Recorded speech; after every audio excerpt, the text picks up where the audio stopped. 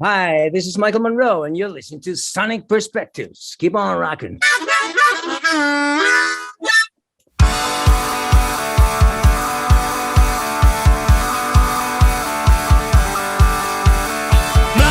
eyes and the sun is blinding. I stumble ahead, but my future's behind me. Loneliness like a hole in the heavens.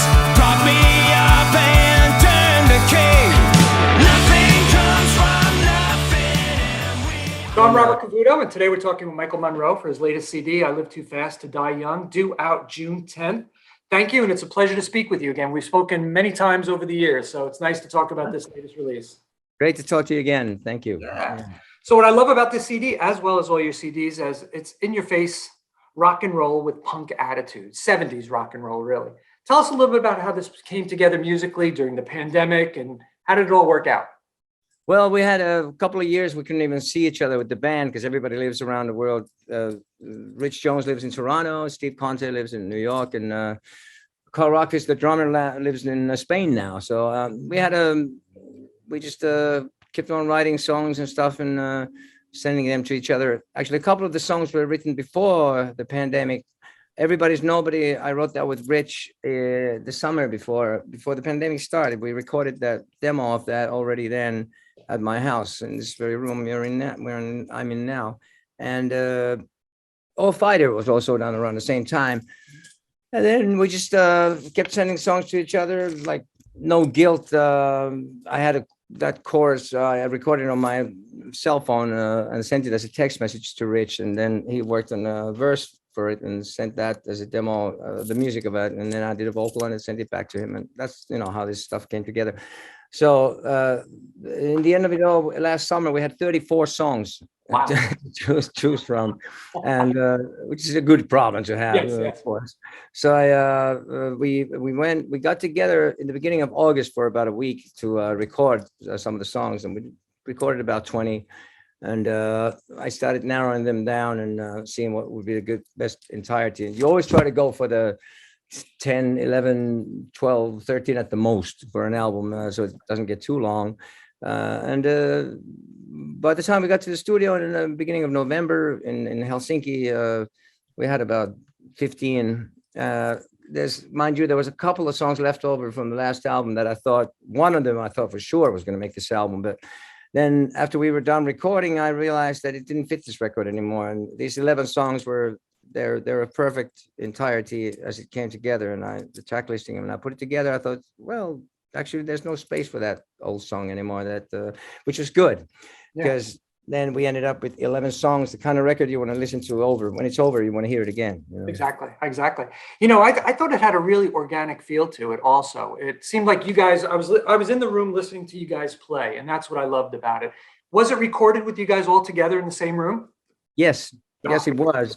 I love that. We did exactly like that. Yes, and we went. I decided to try a new studio, a new engineer, new surroundings, and kind of refresh the band's sound. And I think we managed to renew the sound of the band in the best possible way. Yeah, production-wise, arrangement-wise, song-wise, and playing-wise. We did a couple of days of pre-production. We went over the parts and stuff, and really thought about like if it's from the drum fills to solos, like whatever's not necessary, just leave it out and keep it simple. And then the guy, the engineer that we worked with, he had a good vision, and he was more like a producer with us, all of us. So in the end, as the credit says, the album was produced by the Aeronaut Lighting and the engineer and us, the band, all together, like a group effort.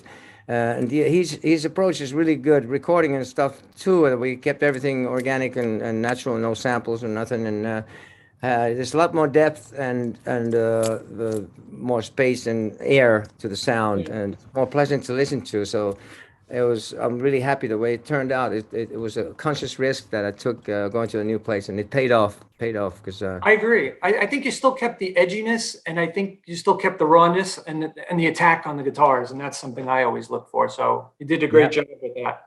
Thank you. Same here. Yeah. One of my favorite songs, "The Murder of Summer of Love."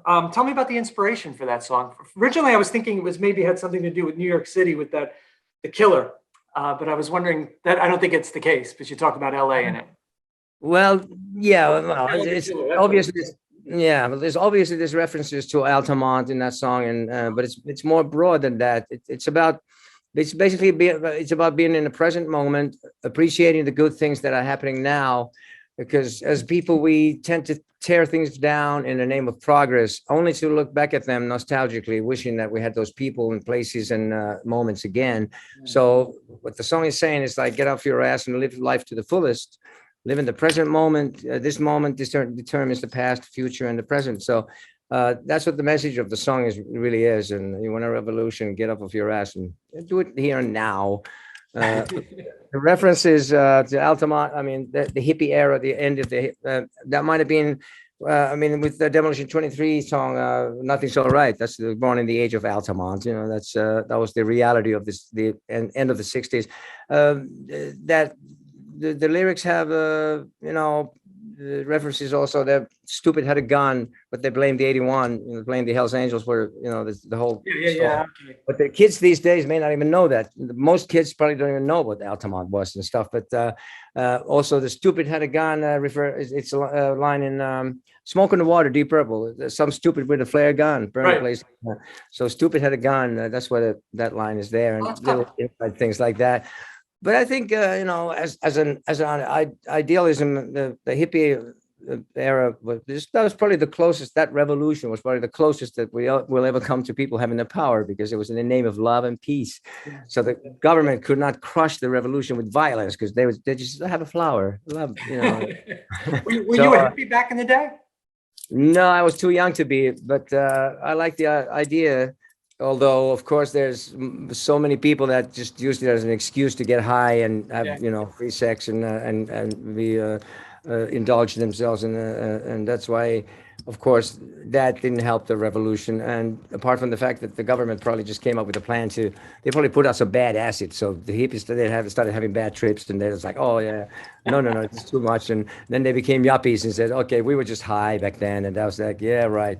So they managed to stop that in the end anyway, which is typical. But yeah, that's it's about being in the present moment and live life to the fullest in the here and now.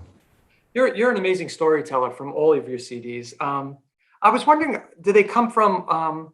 Where do they come from typically? Are they autobiographical, all of them? I associate them that you experienced a lot of this stuff, but I'm not sure if that's the case.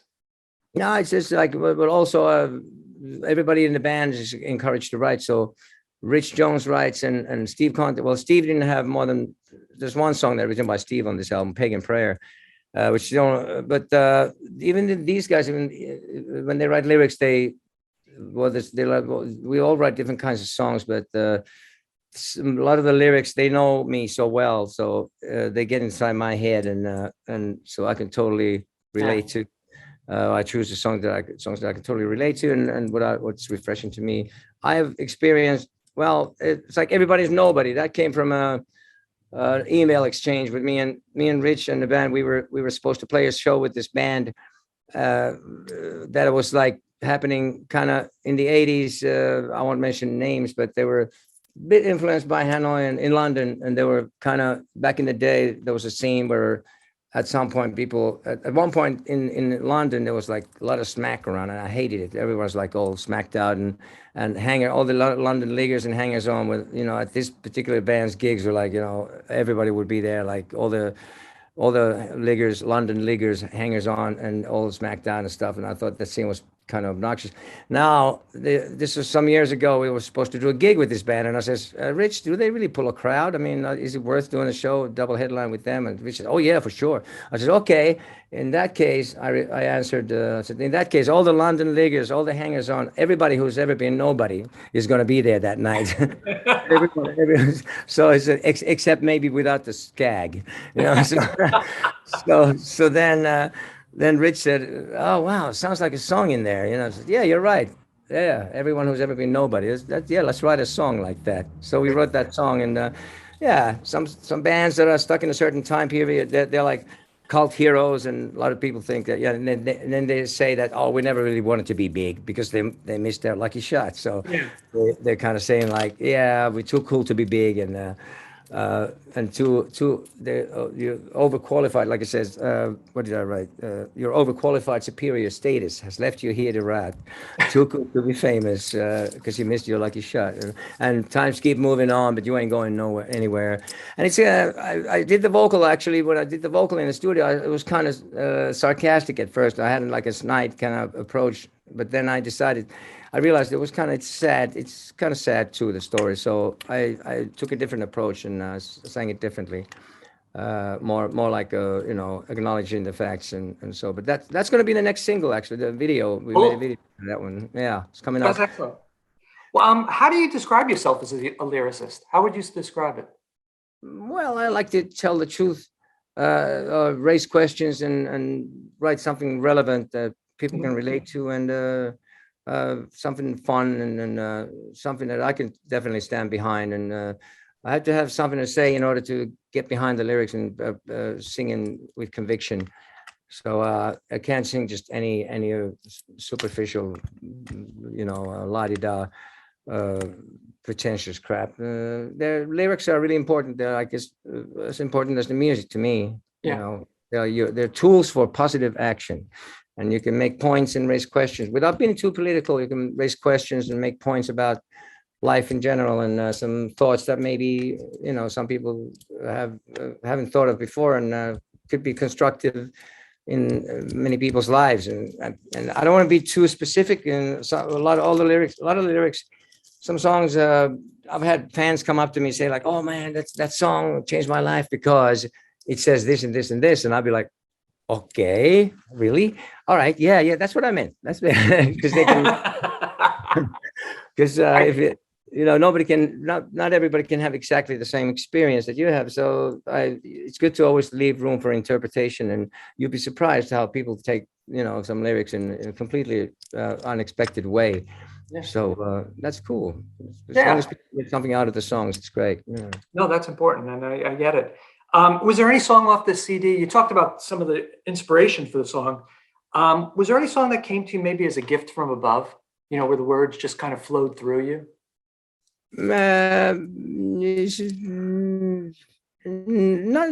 Sometimes that happens, and it's great when that happens. But also a lot of these, and Rich Jones has written part of these songs too. So he's a great songwriter. He's got really a gift for he's written tons of songs for. Well, it's like it depends on the song really. It's once you get a title, it's easier to it's like pretty much you have a title and a concept, that's easy, then it's like you're halfway there. But sometimes it comes to you like a stream of consciousness, and sometimes you have to work at it. So it depends on the song and the situation. But and this one, these guys, Dearly Departed is an old song. The last song of the album was actually, I wrote lyrics for after my late wife passed away, 2001, and it was kind of very personal, and I felt it was sad and too personal to record until now, and it was more like the arrangement was more with the band and drums and everything, and I made a demo of it way back then, and I sent the demo to Rich even at one point last summer, and he made a version of it too, but then I thought it was missing something, and I got rid of a bridge. They had a bridge that was really made it even more rock.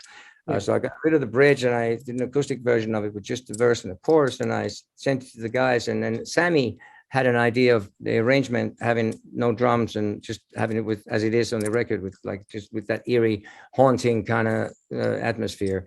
And he sent me the music that way, and I was like, wow, this is the right approach. And I did a vocal on it, and I said, yeah, this is going to be it. This is going to be the last song of the album for sure. And some of Sami's demo, he plays some of the guitar on it too. Some of Sami's demo is actually on the record, in that version, and it's definitely heartfelt. And this song is really, I mean, it was about I wrote it after my late wife passed away way back, in 2001, but the lyrics are about losing someone near and dear, and having to readjust your life to that situation, which unfortunately most of us go through sooner or later in life. So I'm glad it finally made it to a record, and it was the perfect ending for the record. It was. I was just gonna say that. Yeah. Yeah, and also the first song is called "Murder," the Summer of Love. The second to last song is "I Live Too Fast to Die Young," and "Dearly Departed" is the last song. So it's like this death theme that in a positive way. Yeah. Not, I mean, it's a murder. The Summer of Love is about killing an idealism, and "Live Too Fast to Die Young" is a positive statement. Reinventing the old cliche, "Live fast, dying." It's boring, and nobody wants to die young. It's nothing cool about death. But "Live Too Fast to Die Young" is reinventing that in a positive way. So, but that was just a sign to me that this is the perfect amount of songs. It's the beginning and the end, and everything fell into place. Yeah. Another one I love too, to that sentiment, was "Young Drunks, Old Alcoholics." That's a perfect song that really comes across your innate sense of melody and the band's ability to rock. I mean, tell me about that.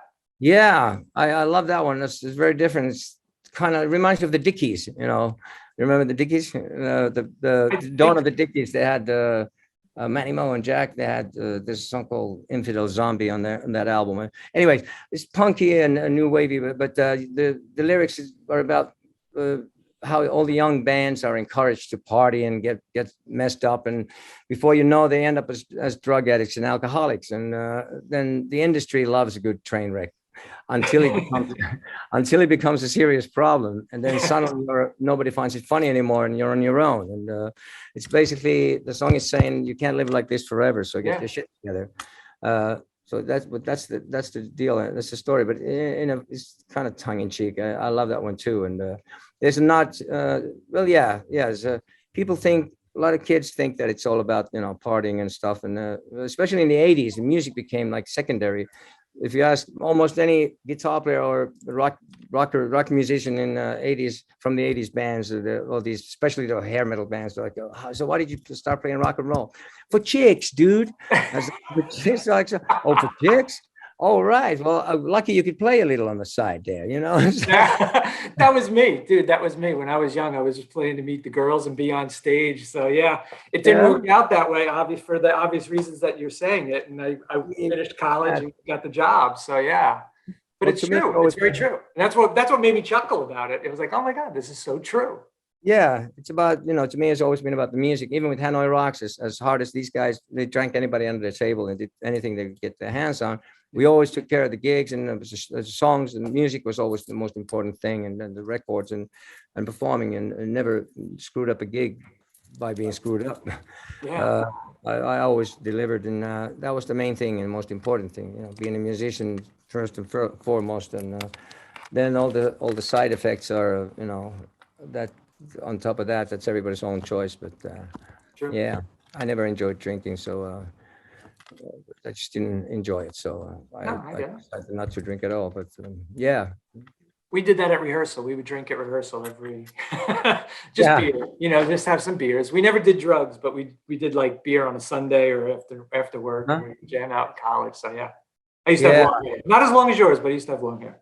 Well, I had my demons to chase too, and I just came to the conclusion it's best to be straight, clear, and when you're working, it's best to be clear in your head, because then you always get the best result that way, I think. I agree.